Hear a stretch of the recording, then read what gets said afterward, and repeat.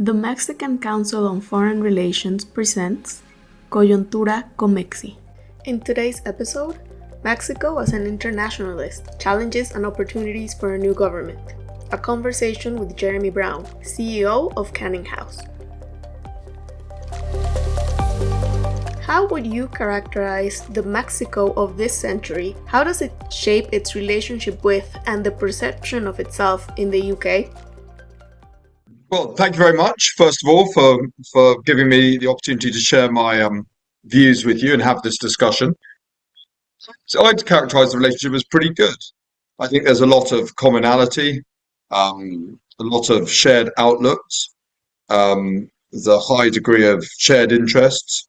I think the relationship could reach higher level. I think it has unfulfilled potential. But I think the relationship is a fairly strong one, and the fact that it has unfulfilled potential shows that it could easily be even stronger. So it's a good relationship. I don't think it's as close as obviously the US and Mexico, because they are neighbors and the US is the most powerful country in the world. It's obviously hugely important to Mexico's economy and in every other way. But we're not a Spanish-speaking country, so I suppose our cultural connections are not as instinctive as those that Mexico might share with other Latino countries. But I think it's a good relationship. A lot of common-minded outlooks, and Britain sitting around a G20 table with Mexico also at the same table. I think the British and the Mexicans would look at each other as good partners in that type of relationship. Mexico, obviously the average person in Britain does not spend a large amount of their time thinking about the fortunes of countries in other continents of the world. And that's true of the average person in Mexico and every other country of the world.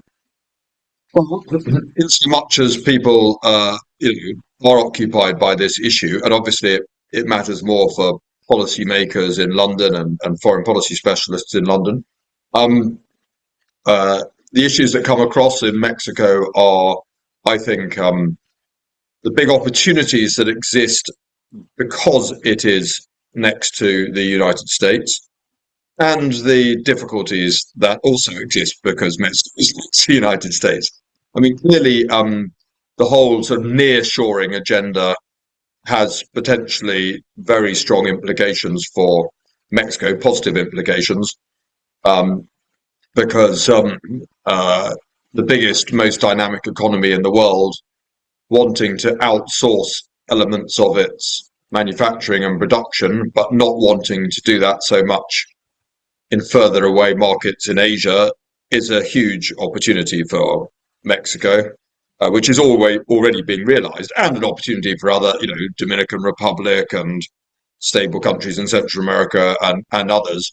But Mexico is a very obvious beneficiary because it is directly adjacent to the United States and because it is a big country with a big population and therefore has a big capacity. So that's an obvious issue which has grown in relevance in the last 10 years. Migration, to go to a more negative issue, migratory flows through Central America into Mexico and ultimately into the United States, and the deteriorating situation in Venezuela as one of a number of drivers for those migratory flows, and the domestic political situation in the United States and anxiety that exists to varying degrees across the political spectrum in the United States about illegal immigration over the border from Mexico into the US, is obviously a big issue.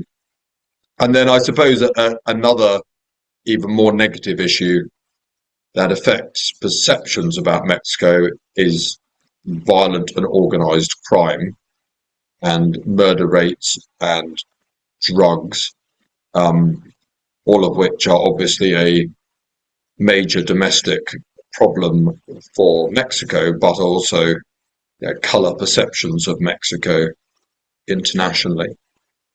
And then there are lots of, but I think, Mexico is a pretty popular, it has some nice connotations, I think, for the average British person who doesn't follow foreign policy carefully. Um, it's a popular destination to go on holiday, nice climate. Mexican food is popular. Mexican culture is popular as well. So there's a lot of reasons to take an interest in Mexico, and then I think there's also a lot of commonality of outlook. I was British government minister a bit more than 10 years ago now, almost exactly 10, just over 10 years ago, and I remember having conversations when Mexico was hosting the G20 in I think it was 2012, and I remember having a number of relations and discussions between British government and the Mexican government. And I always found that to be a sort of instinctively quite a strong relationship with a lot of commonality of outlook. And I don't really mean it matters that much who is in government on either side. I just think that the two countries share quite a lot of instincts together. Obviously, there are differences, and it does matter which party is in government or which side and what their agenda is.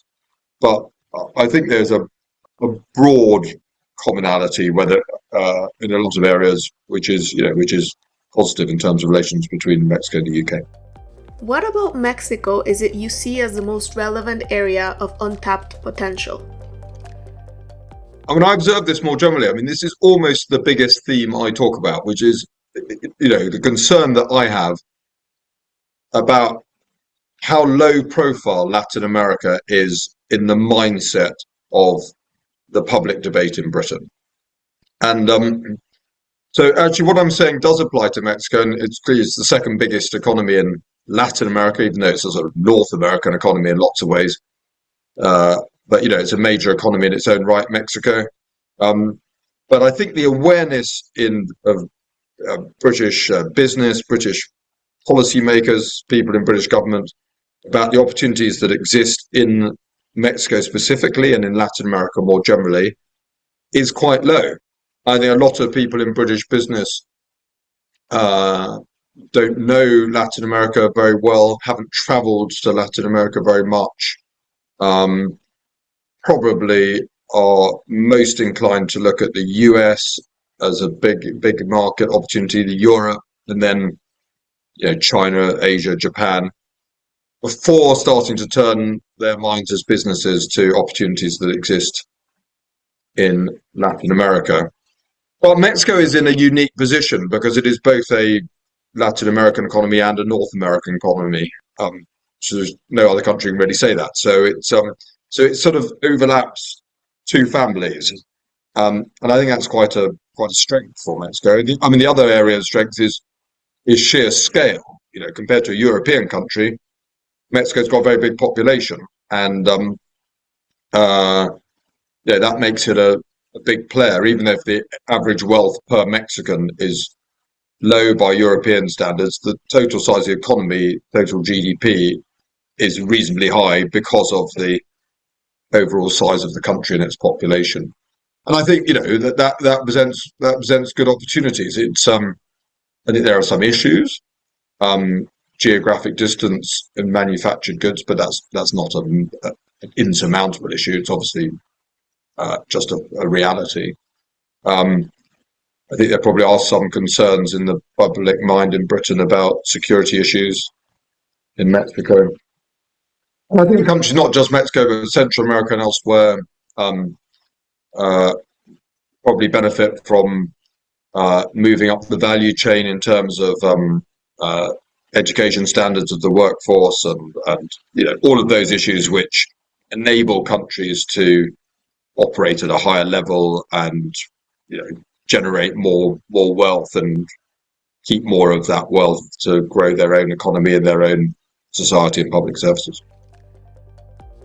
How can a new government tap into that potential and help create opportunities in both countries? Well, I mean, there's obviously an election coming very soon in Mexico. There is almost certainly an election taking place in the UK this year.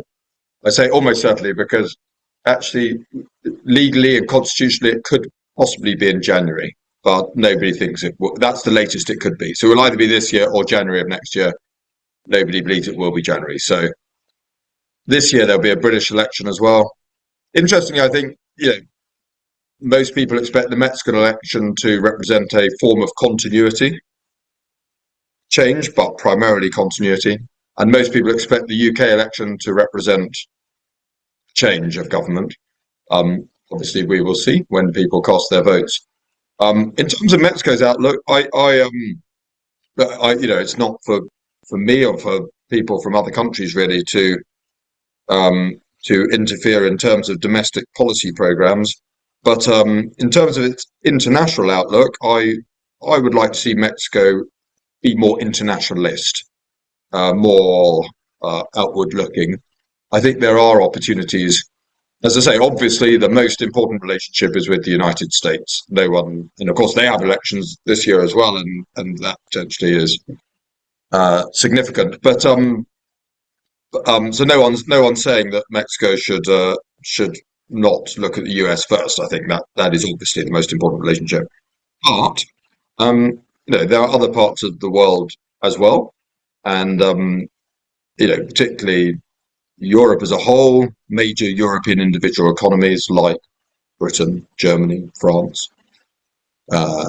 Italy, and others. These are still each one of those countries are top 10 world economies, and that presents opportunities for Mexico and other countries of the world to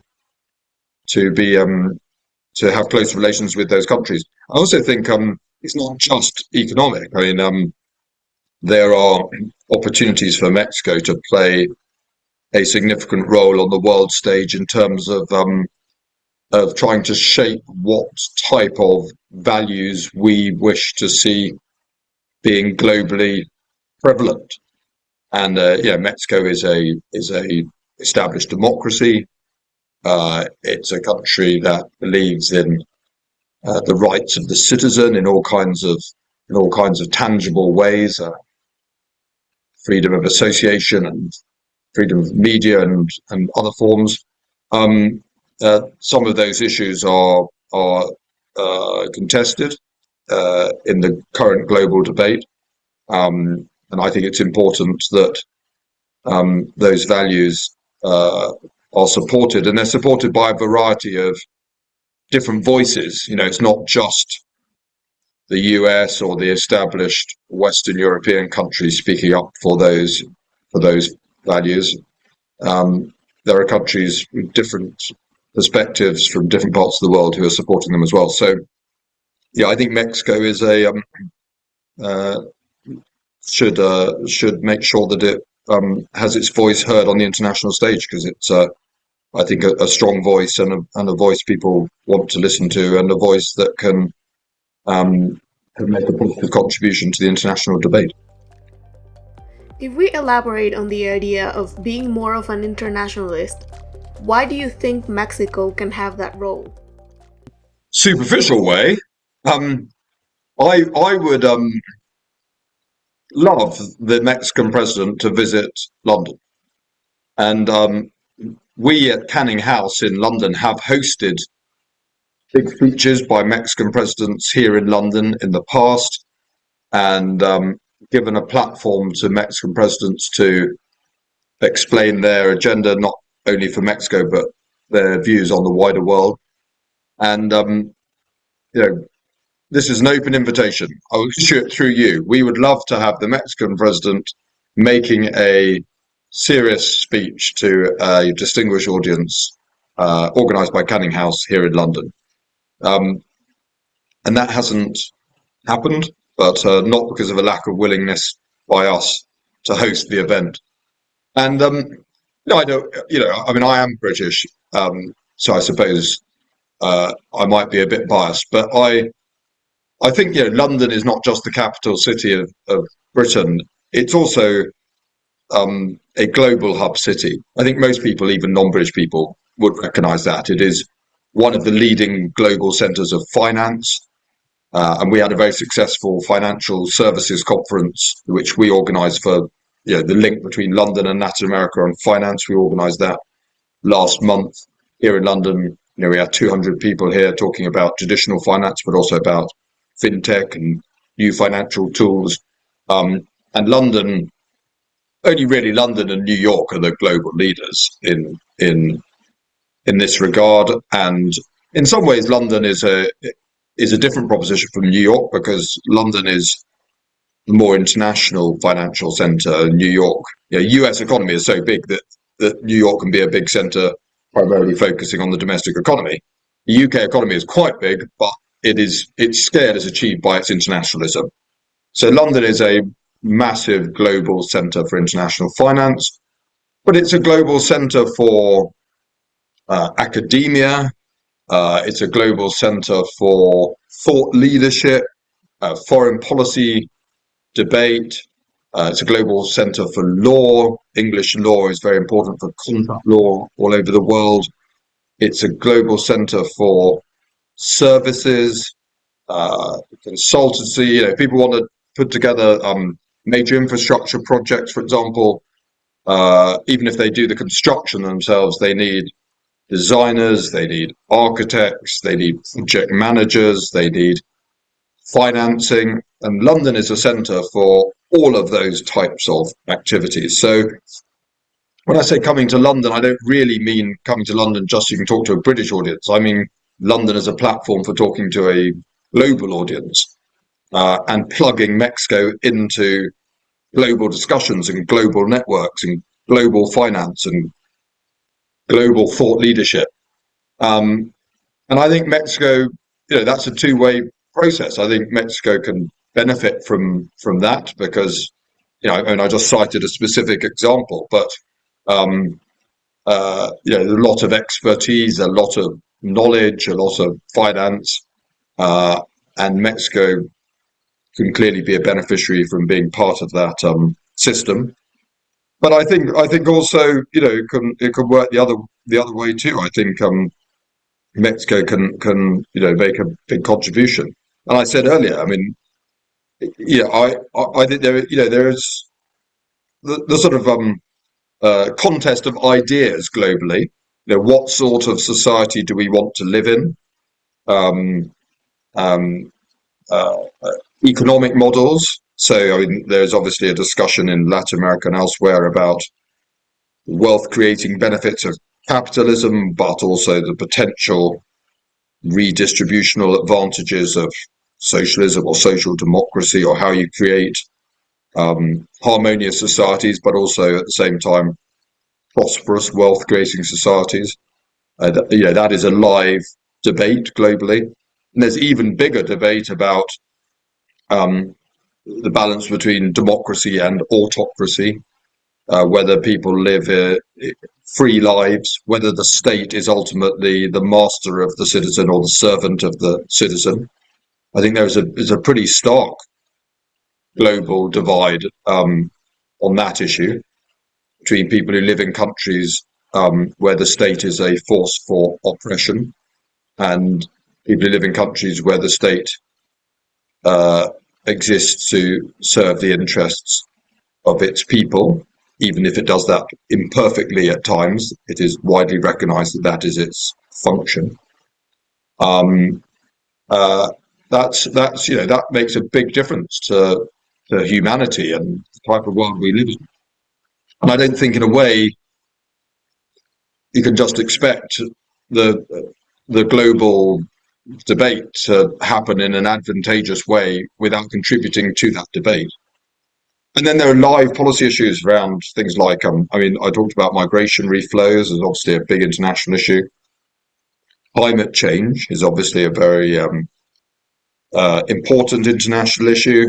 Again, no country can expect to have positive global outcomes without, in a way, contributing to the realization of those positive global outcomes. There's no reason why the future will be good rather than bad by magic. I mean, it needs individual people and governments and countries to create positive outcomes, and countries that are, have the right ideas and the right outlook, I think, benefit from contributing to that process and that debate. So I think there's ways that Mexico can benefit from being more plugged in, as I put it, internationally, and some of those are self-interested benefits about potentially greater investment, greater trade opportunities for Mexico.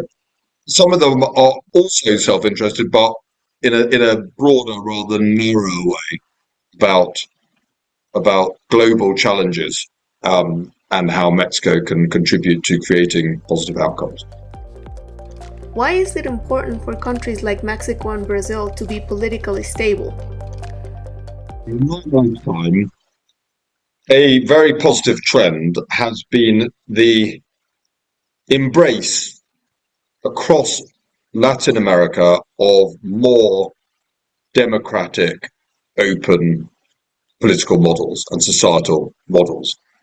And a lot of countries in Latin America that have been military dictatorships within my lifetime are now pretty solid and established democracies, I think, that are able to withstand quite a lot of um,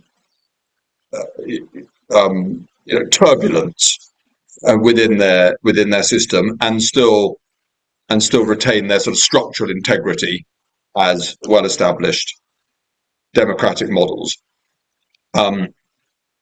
There are some exceptions, obvious exceptions.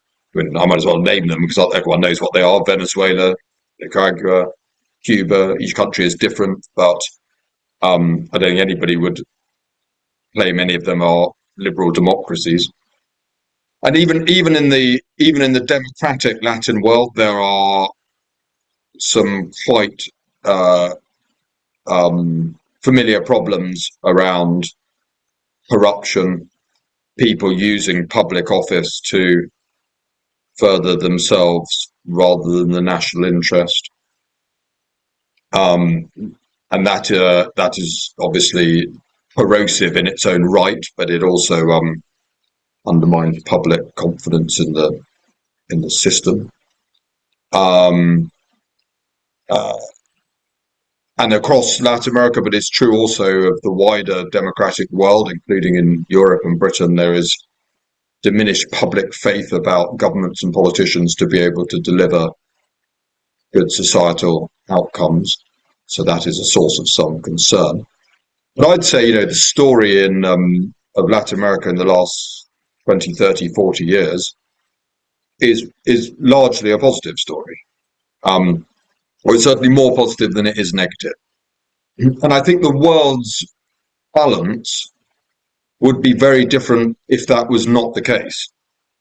I mean, if the countries which had, fairly well established, fairly resilient democracies were, largely confined to Europe, North America, and a few other, exceptions, Japan, Australia, India, very big, long-standing democracy, although sometimes there are some issues and problems. But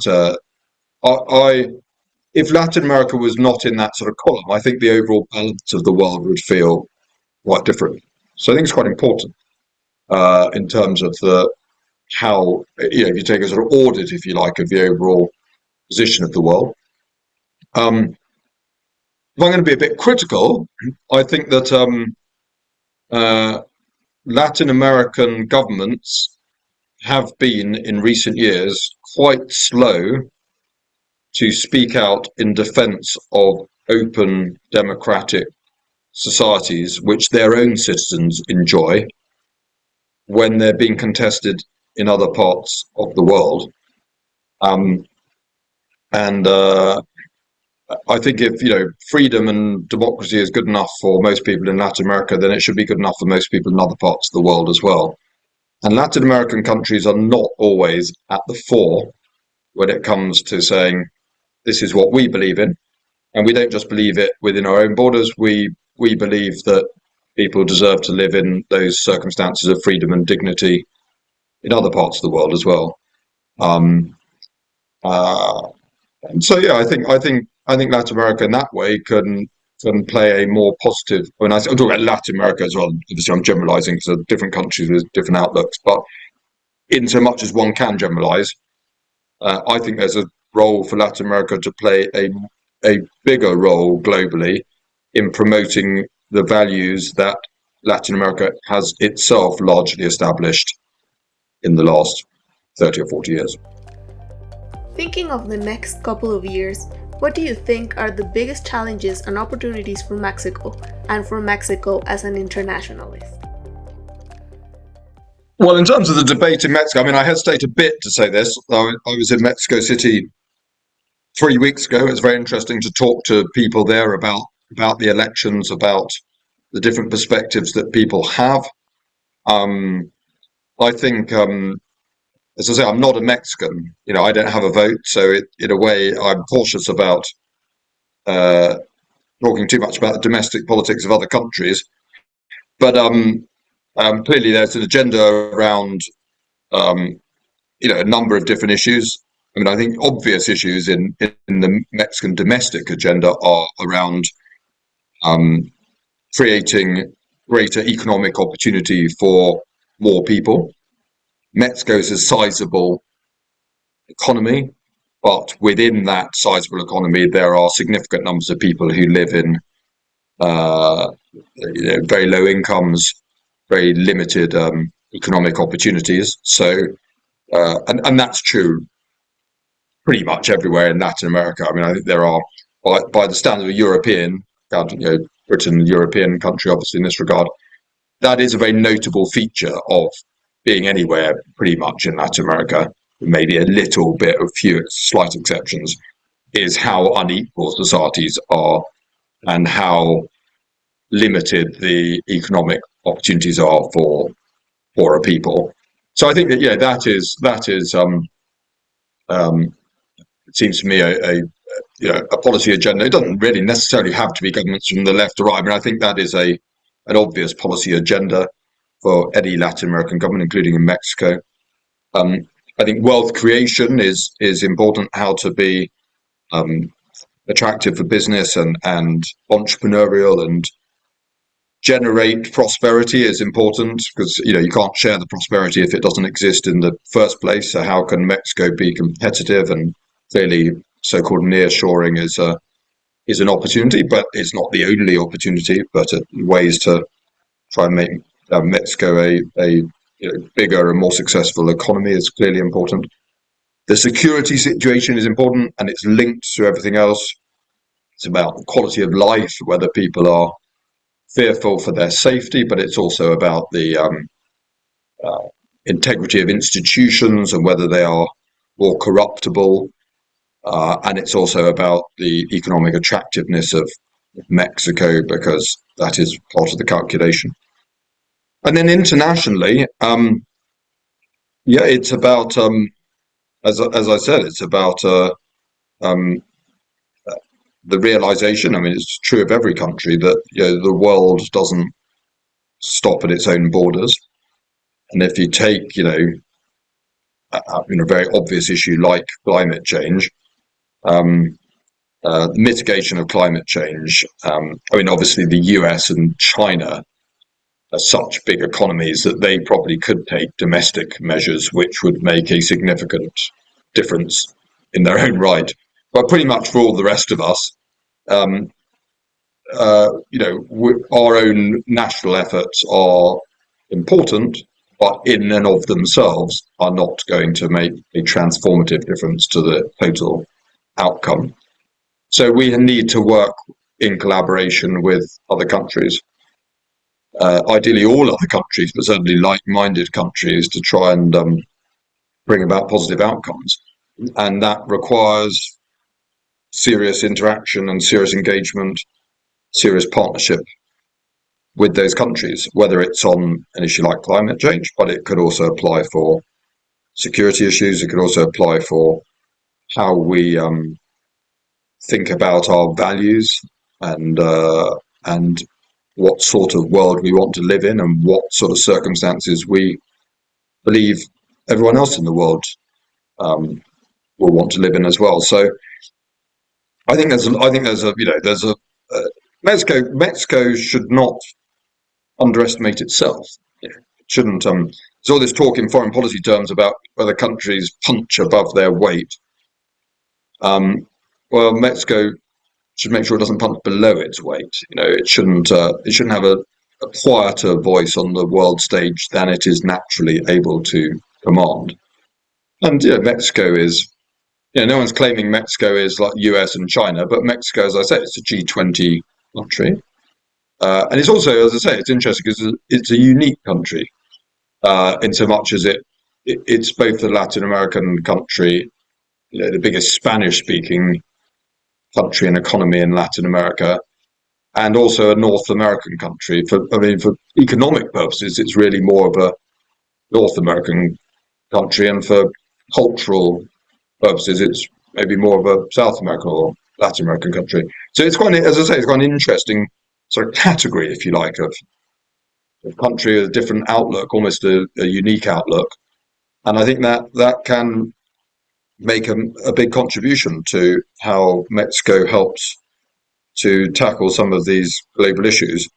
And I think it would be good in Mexico's interest, but also in the interest of other countries, including Britain, for Mexico to play a full and engaged part in that process. And I hope that obviously a new government coming, every government has its own priorities, and it takes a bit of time to establish itself. And obviously every government in the world is primarily focused on its domestic agenda. But there should be the bandwidth to try and think beyond that domestic agenda. And also, of course, the domestic agenda is heavily influenced by the international agenda. I don't think it's possible to completely see them in separate categories. So I hope the new government will take the opportunity to make sure that Mexico is a constructive and positive actor on the world stage.